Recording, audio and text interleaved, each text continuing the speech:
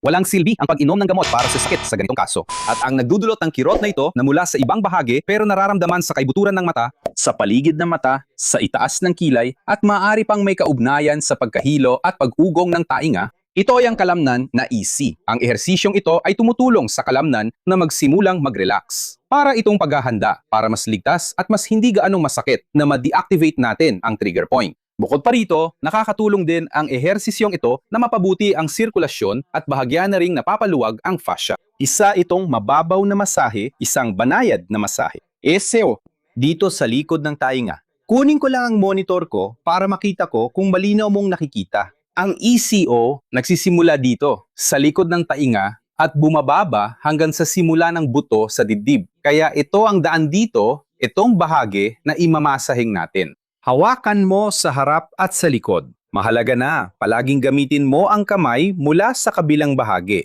Mas madali para atsin na kontrolin. Sige, hawakan dito sa harap at sa likod.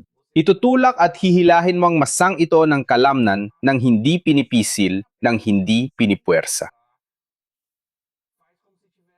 Gawin mo na parang inuugoy mo ang kalamnan. Itulak at hilahin sa pinakakomportableng ritmo na kaya mo. Dumiretso ka pababa. Sundan mo ang buong daan, ang buong landas na tinatahak ng kalamnan na ito. At kung nahihirapan ka, basahin mo lang. Alalahanin mo kung saan ito nagsisimula at nagtatapos at sundan mo lang ang direksyong iyon. Pataas, baba lang, huwag magmadali. Sige, gawin mo ito sa ritmo na komportable para sa iyo. Mararamdaman mo na unti-unting nagre-relax ang kalamnan mo.